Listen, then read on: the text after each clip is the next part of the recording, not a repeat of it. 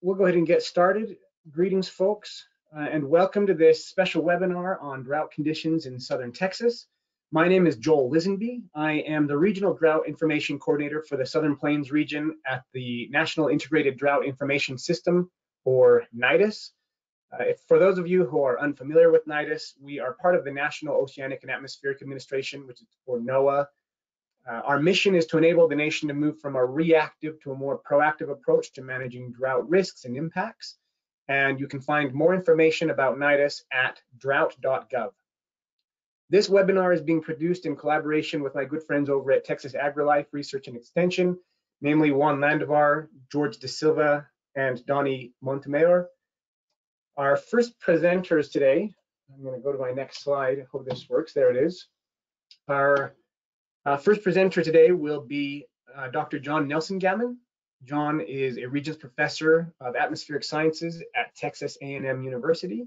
He's also, well, hello, John, we can see you. John is also the Texas State Climatologist, and he's held that position for, is it 21 years now, John? Am I doing the math right? That sounds about right. Okay, so he's been around for a while. He knows Texas climate very well. His research includes extreme rainfall, drought monitoring, climate data quality, and computer modeling.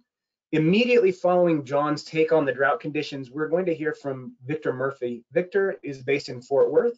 He is the Climate Services Program Manager for the National Weather Service Southern Region, which includes the state of Texas. He routinely participates in drought monitoring and the issuance of climate products from various National Weather Service forecast offices across Texas. And then following both John and Victor, we're going to have some time for questions and some discussion, which I will be moderating.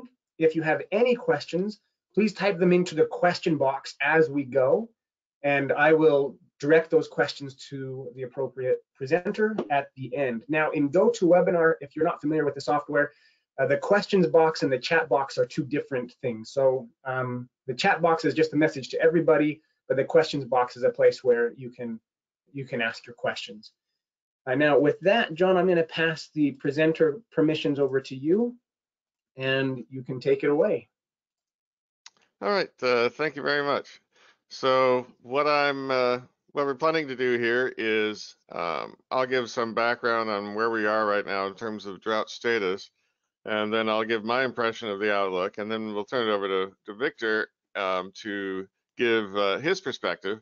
And perhaps to the extent to which we agree, you can trust us. If we disagree, you can trust one of us, but it's up to you to choose who. Obviously, we wouldn't be having this discussion if there wasn't a serious drought problem in South Texas.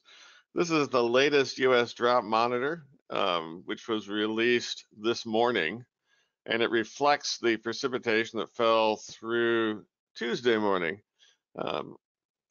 Oftentimes when we plan these drought webinars, it proceeds to rain, and we're quite happy if these presentations become superfluous. That happened for parts of South Texas on this occasion. Right now, area around Laredo and on down past Falcone Reservoir is in exceptional drought status, D4, whereas up the coast above Corpus Christi, we have areas that are now not even abnormally dry. Statewide, we saw about a 25% reduction in the amount of the state of Texas that's in drought conditions, which was certainly beneficial. Specifically in South Texas, this is our second drought in 2 years. This time series shows basically the past 2 years of drought levels, and the higher those colors get, the more severe the drought. Last year, drought was most intense in March. Then we proceeded to have some decent rains during late spring, and summer was mostly drought-free. But then it was really a messy summer with occasional extreme rainfall and flooding, interspersed with longer periods of very dry conditions.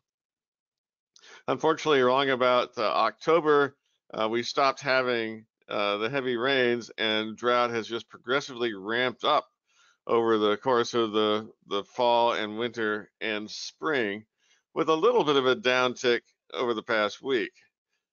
This is the change that occurred since the beginning of October up until last week.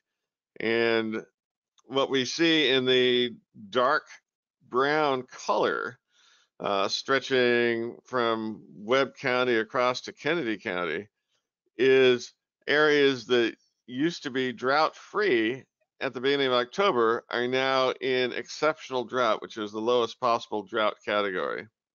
There's almost no place in South Texas that's actually gotten better from October until the end of April.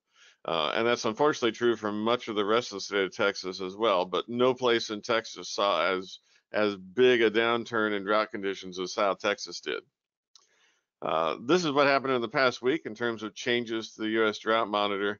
Unfortunately, the rain was not uniform over South Texas. Areas around San Antonio got plenty of rain and unfortunately plenty of hail as well. It was a bit more benign rainfall around the coastal bend region, but places along the Rio Grande, most of them missed out on the beneficial rains.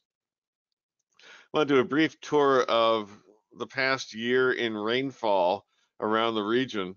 And I'll start with Victoria. This is a plot of the accumulated rainfall. Of course, we start at 0, and over the past 11 months or so, Victoria's picked up about 32 inches of rainfall. This big jump here is what happened in the past week. Basically, 1 or 2 days got their yearly total, starting at the beginning of October, up from 24 to 32. So that's 8 inches of rain, which didn't make up the overall deficit, but certainly helped. You can see the deficit kicked in around the beginning of October, and the distance between what normally happens, or what happens on average, and what actually happened was a growing gap. Very dry conditions, especially since January. A lot of that was a bit alleviated, but we'd certainly prefer steady rain rather than one intense burst. San Antonio hadn't been keeping up during the summer, and so they were running less than 50% of normal until they too received about 8 inches of rain over the past week. They're still about 10 inches behind in terms of rainfall since October. Laredo had a wet summer, but then it turned super dry. This is dry even for Laredo. They were at 8.5 inches since the beginning of June, and over the several months since then, they picked up less than 2 inches. So that's what exceptional drought looks like, just a ever expanding wedge between what would normally happen and what actually happened. Last place I want to show you is McAllen, which is in drought at the moment, even though they're above normal for the year. And the reason is you had these exceptional rain events and tropical storms and so forth over the summer. I got them up to 20 inches from June 1st to mid-September. Since then, only 3 inches of rain, whereas normal over the same period would be about 9 inches of rain. So it looks like a lot of green here, but in fact, the short-term drought, particularly soil moisture, which is important for agricultural operations, is running low because of what's happened over the winter. This is what the total rainfall looks like since the beginning of October. The dark orange color is less than 2 inches of rain in 7 months. The contours show what should normally have happened. Normally, much of Webb County would get about 10 inches of rain. They've gotten less than 4, and so forth. You can go up the line. B County has received about 8 inches of rain. Normal will be about 15. The rainfall just this past week made for some nice improvements right along the coast as well as up north and along I-10. So what's going to happen? Well, let's see. On the short term, it unfortunately looks mostly dry. There are some chances of thunderstorms, particularly around the hill country, and maybe leaking down into South Texas. Good news is the following week, starting around Tuesday through Thursday next week, looks like we'll be in at least a temporary wet pattern with enhanced chances of above normal rainfall around mid-May. longer term, we always start by looking at El Nino and La Nina. And when you've got these blue shaded areas out here showing temperatures in the tropical Pacific being well below the normal, that indicates La Nina conditions. And La Nina typically means a warm and dry winter. Indeed, we had a extremely dry winter, and it was also a fairly warm winter, except for 1 week in the middle of February, which actually threw the whole average down close to normal. So outside of that weird thing, it was following the script for La Nina. La Nina itself is weakening. Most recently, temperatures are pretty close to normal, and that means that there's not going to be much influence from the tropical Pacific on our rainfall over the summertime. Of course, there's not usually much influence, but now there's definitely not much influence, which unfortunately definitely means there's not much we can say about the outlook for precipitation in the summertime. Temperatures will be fairly warm just because we've got this warming trend going on. So evaporation will be an issue. And the rains that we get in May and June, which is typically a wet time of year, are really going to tell the tale. Unfortunately, bad news is La Nina presently looks like it has a good chance of coming back next fall.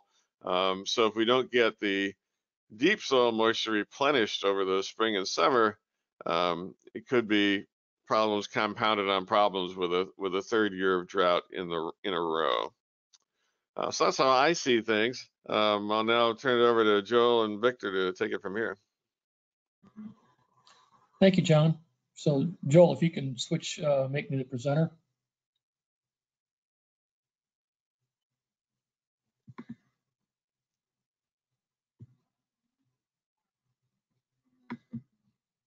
Okay, thanks, Joel. So my name is Victor Murphy. I'm the, as Joel mentioned, I'm the Climate Service Program Manager for the National Weather Service Southern Region Headquarters.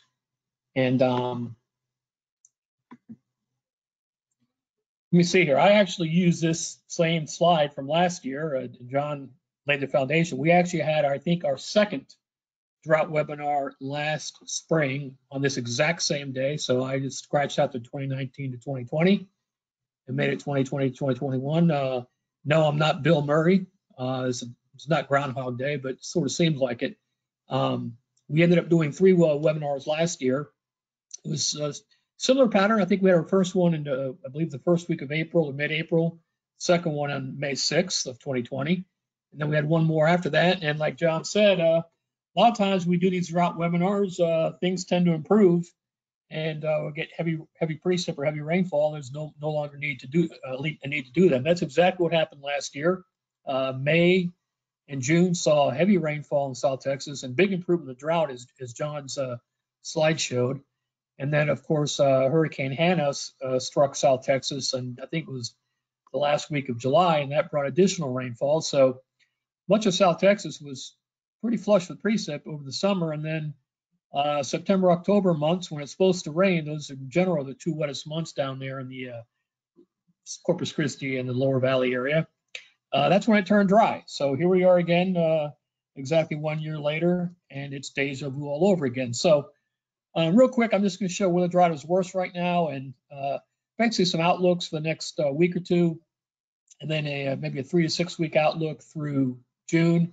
But I will say though, and I emphasized this last year. We emphasized it last year also, and climatologically, May and June should bring improvements. As I'll show here, this is a time of year in which the wintertime dryness tends to sort of evaporate, no pun intended, but we do start to see, an increase in rainfall in South Texas. So climatologically, you should see some improvement this time of year. It certainly happened last year, and it may very well happen again this year.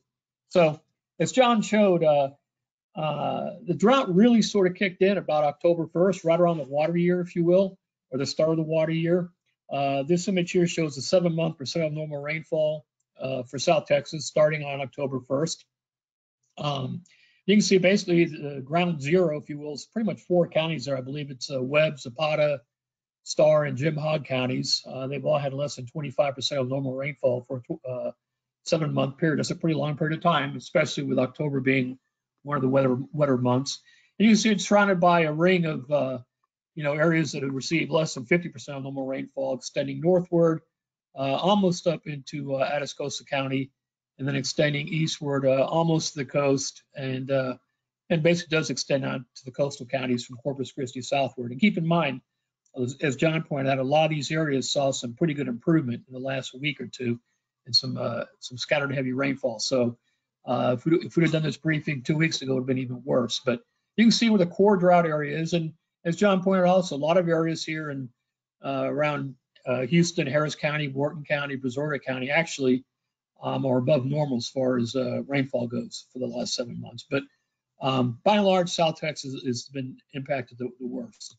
And as I pointed out, over the last 2 weeks, you can see the percent of normal rainfall that's occurred. And as John mentioned, that's ties in with all the improvement we've seen. A lot of Central Texas, Southeast Texas, and along the coast has seen 200% plus of normal rainfall last couple of weeks. But our 3 or 4 counties here, Webb, Zapata, Starr, and Jim Hogg, have not shared in the wealth. And so that's why every week when John leads and sends up the recommendations to the U.S. Drought Monitor, that's why this area still remains in D4 exceptional drought, which is the worst drought category. And so this is the latest Drought Monitor, and you can see those 4 counties that I mentioned are pretty much in the exceptional drought area, and some areas of extreme drought surrounding them. So the D4 should occur like 1 in 50 years. By definition, as far as dryness goes, and the lighter red, or the extreme drought, should be about 1 in 25 year dryness, or 1 in 25 to 1 in 50 year dryness.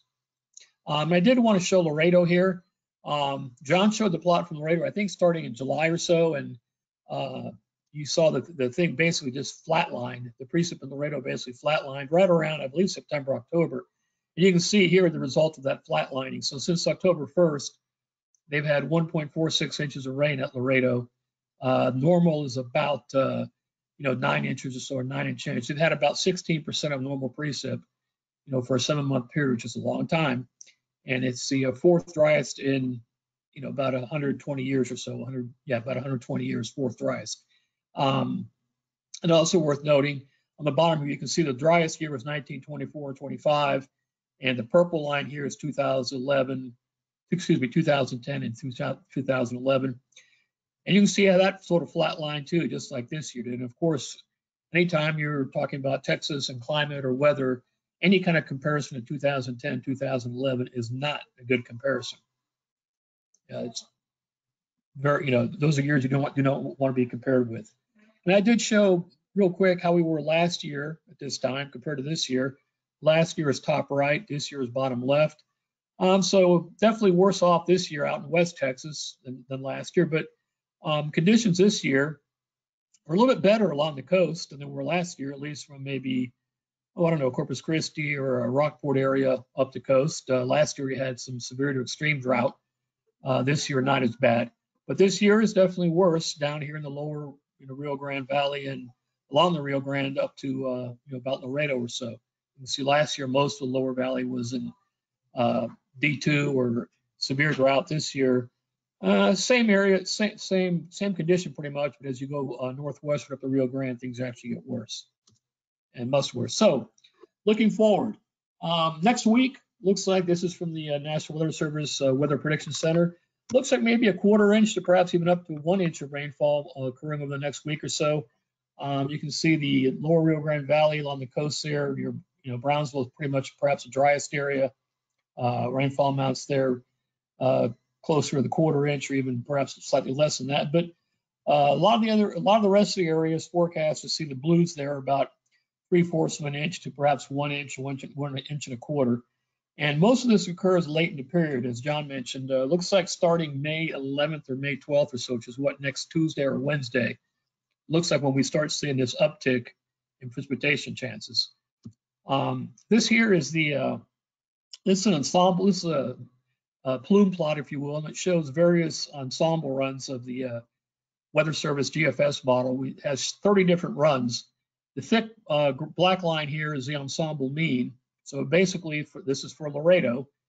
And you can see here this is from the midnight last night, and it goes out through the 13th of May, you can see about 0.6 of an inch is being forecast by the mean, the operational mean of all the different runs of the model, which is not bad to get 0.6 of an inch of rainfall in a week's time in the Laredo area. But also worth noting, perhaps, if the second red line up here is 1 inch, you can see about 8 of the ensemble members, or about 25%, show 1 inch plus in Laredo. So needless to say, that's well above normal for this time of year. So for the next week or so, once again, starting the 12th or so through the 14th, I would expect that there'd be a good chance of above normal rainfall. It should be very beneficial. The folks at the Climate Prediction Center are showing or in agreement with that. You can see their week 2 forecast, which runs from May 13 through 19, is showing increased chances for above normal precip here across all of South Texas and East Texas, for that matter. No luck for those out in West Texas and New Mexico is just another story. But once again, good news there for South Texas in week 2.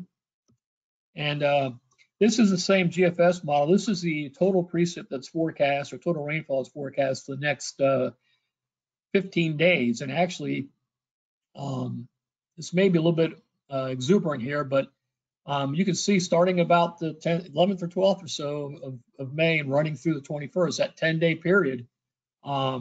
This model here is showing a lot of 2-inch plus rainfall totals across South Texas, and even some local 5-inch plus amounts up in the hill country. So I think next 2 weeks, or especially say day 7 through day 15 or so, looks quite wet across Texas. So based on that, I could definitely see some improvement in the drought conditions, which ties in with what John said. And this here is a North American Ensemble Forecast, and it's the probability of a 1/2 inch or more of rainfall just for the 3-day period from the 12th to the 14th of May, which is next, Wednesday, Thursday, and Friday, which is right around the end of week 1. But you can see the green area there is a greater than 50% probability of 1/2 inch or more. So looks like all of South Texas has in general about a 40 to 70% probability of getting 1/2 inch or more rainfall during that 3-day period between the 12th and the 14th of May. Looking out further, going into June, sort of a mixed bag. The crystal ball gets a bit murkier and muddier. The Weather Service Climate Forecast System, or Couple Forecast System model, CFS V2 here, shows a little bit of a tilt towards wetness for the Texas coast for the month of June. On the top right here, this is a European model, which day in, day out is the world's best model, but it shows a different picture. You can see all of South Texas there is forecast to be below normal for precip, or tilt towards below normal. In fact, worth noting, the entire Caribbean and the Gulf of Mexico are pretty much forecast to be below normal. So once again, to June, things do get murkier, but once again, June is one of the wetter months of the year. So just if we get normal rainfall, we should probably see, slight improvement in the drought. And I do want to point out, as far as the precip goes, this is for Victoria. You can see May is far and away the wettest month of the year. It nearly doubles the months of December through April. And it stays pretty wet into October. And the same thing for Brownsville and Corpus. You can see they do start to see a spike up in precip starting in May and June. Goes from a little bit less than 2 inches up to about 3 inches or so. So ties in with what I mentioned earlier about this being a wetter time of the year. So you would expect to see drought improvement, more likely than not. But worth noting, September, October are the 2 wettest months, as I mentioned earlier, also for Corpus and Brownsville area. And last year, that rainfall in those 2 months did not occur, and that's why we're in the situation we're in right now. If they'd have gotten near normal rainfall in September, October, I don't think conditions would be nearly as bad as what they are right now.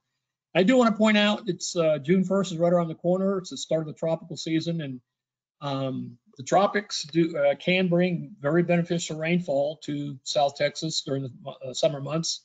Hopefully it's just a tropical disturbance or depression as opposed to a full-fledged hurricane. Of course, last year, Hurricane Hannah came across South Texas, I believe, the last week of July.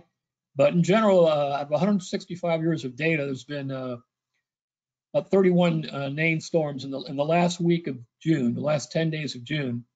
There's been 31 named storms that have either developed in the Gulf of Mexico or moved into the Gulf of Mexico, about a 1 in 5 year occurrence, if you think about it. That's just the last 10 days of June as the tropical season starts to ramp up. But 25 of those 31, or about 75%, were in the Gulf of Mexico. They have developed in the Gulf or they moved into the Gulf. So June is definitely a favorite month for tropical development and activity, et cetera, in the Gulf of Mexico, which, more often than not would improve drought conditions if you get a tropical system across South Texas.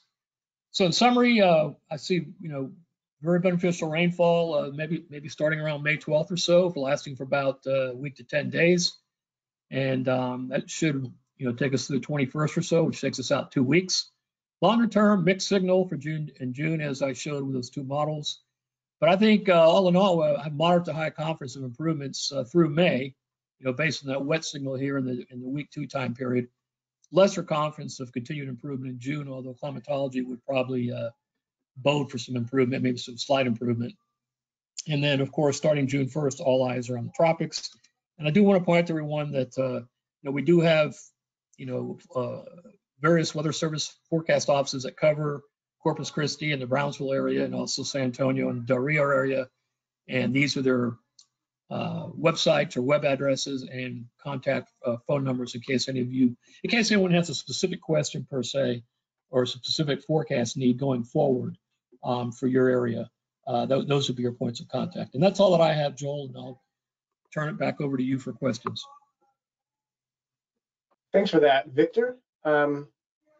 So what I'm picking up from you, Victor, looks like there's some rain in the forecast. It seems like if we look at last year and this year, the best way to get rid of a drought is to start talking about it.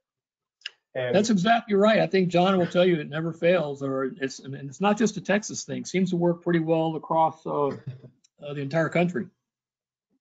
Start having drought webinars, and then it starts to rain.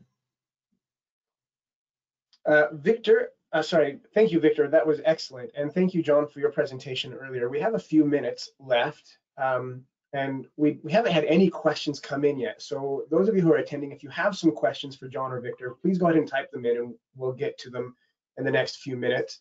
John, I'm going to give you a chance to respond to anything Victor might have said.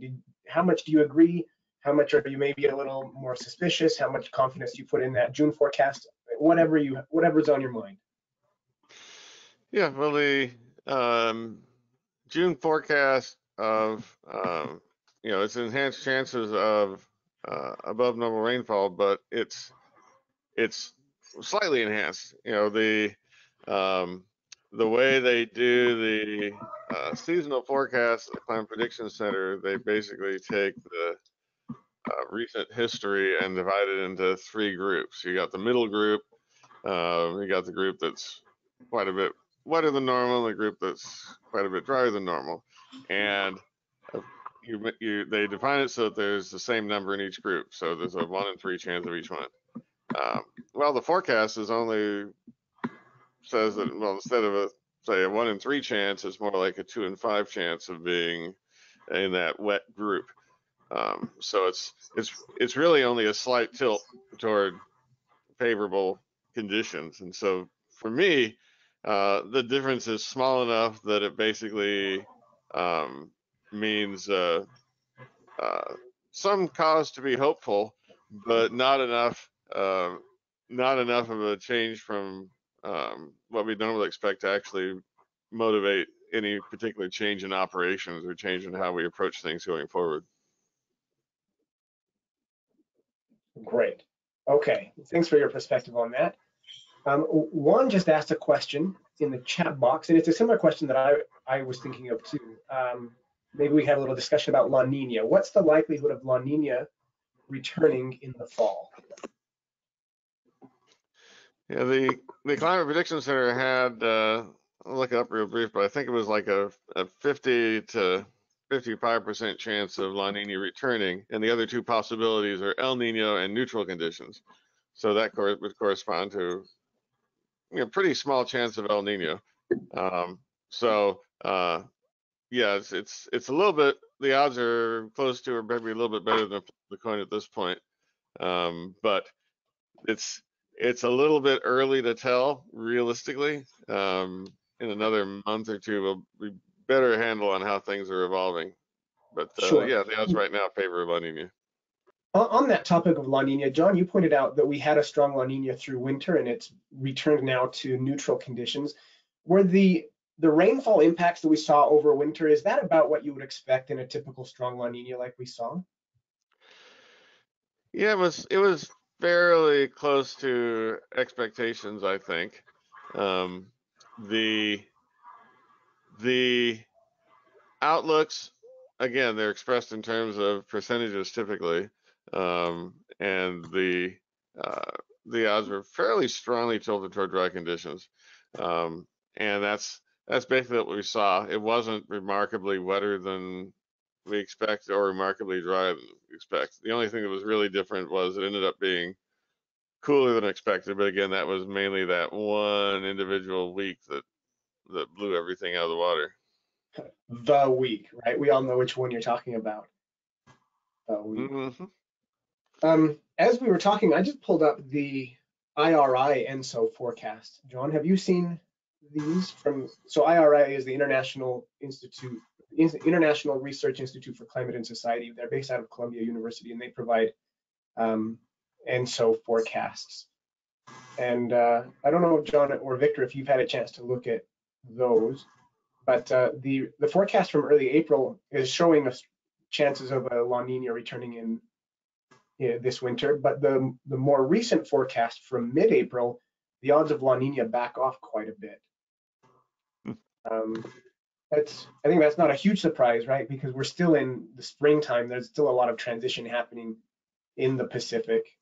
A lot of times is what the time of the year that we call the spring predictability barrier. I'm really going to watch closely the next forecast that should come out in the next week. Now that we're through that barrier, to see what the latest odds for a La Nina in winter would be. Yeah, the biggest unknown right now is we've sort of got competing influences. The tropical Pacific is warming up fairly rapidly, and there's not a lot of cold water left there, except just right at the surface. So that would generally mean we're done with La Nina and we can forget about it. But the other thing going on is along the coast of South America, there's been enhanced upwelling, and so there's a tongue of really cold water, cold compared to what normally exists along the coast of Peru and Ecuador.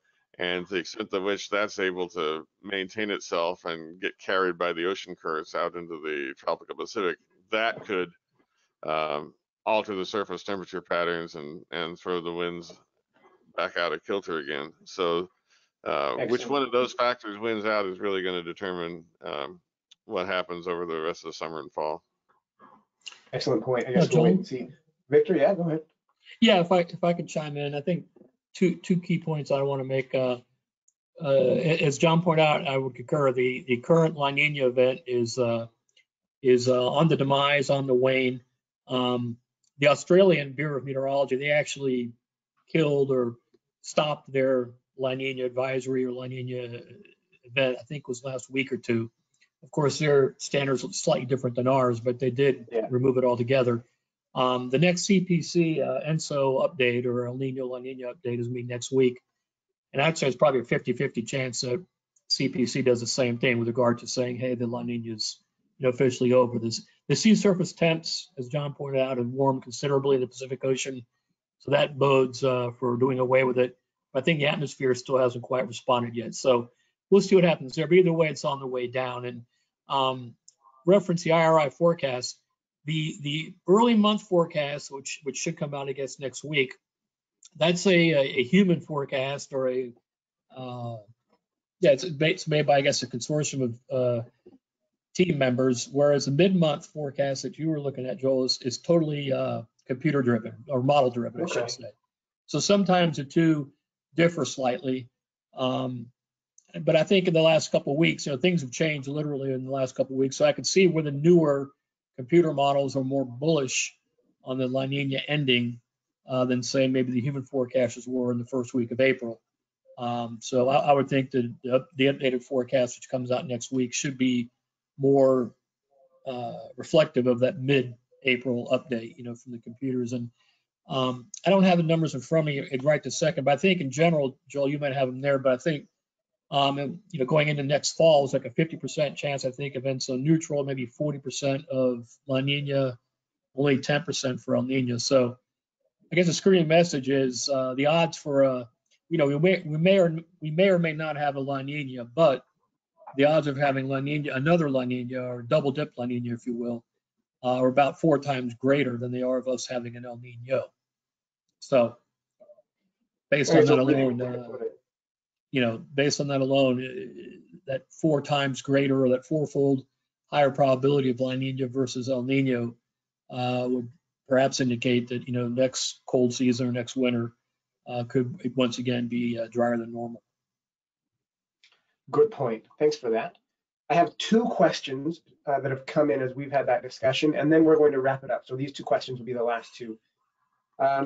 The first one is from Neelan, and it asks, what is the temperature forecast for the next 2 weeks and for over June and July? Either of you have a look at the temperatures? I'll take a quick look. Yeah.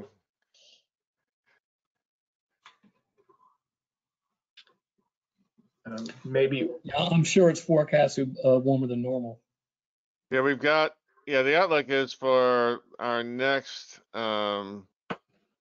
decent cold front to be coming in basically around about next Tuesday, Wednesday, and things will actually be, I guess, sort of like they are now in much of the state, fairly relatively dry. Outside of that, we don't really get kicked into that steady, persistent tropical flow unremitting, at least for the next couple weeks anyhow. So we're not going to, and if in fact the rain forecast comes to pass, we won't see substantially warmer than normal temperatures either.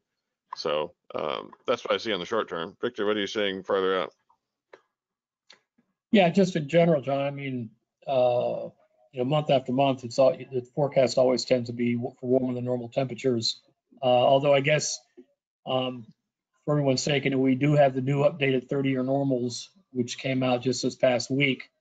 So now we're looking at a 30-year period of 1991 through 2020, as opposed to 1981 through 2010 to forecast against. Our competition has changed now as far as verifying temperature forecasts. And needless to say, in the last 30 years or so, the new normals are about, in general, about 0.5 degree Fahrenheit to maybe 1 degree Fahrenheit warmer across most areas. So it's going to be a little bit more difficult to verify an above normal forecast now for temperatures going forward. But I would still think, by and large, we would still stay, above normal as far as temperatures go, especially for minimum temperatures. Okay. The final one is, I think I'm going to address it to you, Victor. It's about the tropical Atlantic forecast. Is it forecast? Are we forecast to see an above or below normal tropical cyclone activity throughout the season? Well, great question. For starters, the folks at the National Hurricane Center and Climate Prediction Center within the last month just updated their 30-year normals for Atlantic Basin tropical storm activity. And so the climatology used to be 12 named storms a year, and now that's bumped up to 14. So not much of a surprise there. So once again, our normal, if you will, the target has shifted, or the goalposts have moved with regards to normal. So what used to be normal was 12, now it's 14. Will it be normal or above normal? I think a lot's going to depend on, well, with the La Nina going away, that's one thing that is good for not having another hyperactive season like we had last year. That would tend to, the La Nina events, or when La Nina's present, that tends to ramp up the number of named storms in the Atlantic Basin. So based on the La Nina going away, I think that should at least maybe put a lid or tamp down slightly the ridiculous amount of numbers that we had last year. But as far as whether we have more or less than 14 storms, there's been a few folks Dr. Phil Klotzbach out of Colorado State University. I think he's already come out with his first forecast calling for an above normal season. And the official Weather Service forecast will be issued on May 20th, which is what, 2 weeks from today. So we'll have our forecast out on May 20th. And I would encourage everyone to, stay tuned and, be aware of it. Great. Well, speaking of May 20th, the next time we plan to do a webinar like this is going to be May 20th. So maybe let's plan to have a little chat about that then. We'll have a look at the latest hurricane outlook. We'll be able to look back at the rain that we'll be seeing in the next 2 weeks. We'll also be able to look at the next ENSO forecast and look ahead through the rest of the summer. So thank you to all of you for joining us today. A big thanks to both John and Victor for sharing your expertise with us. Keep an eye on your emails. You'll see an invitation from us for that May 20th webinar. And have a great rest of your day. Thank you, everyone. Thanks, Joel. Thank you.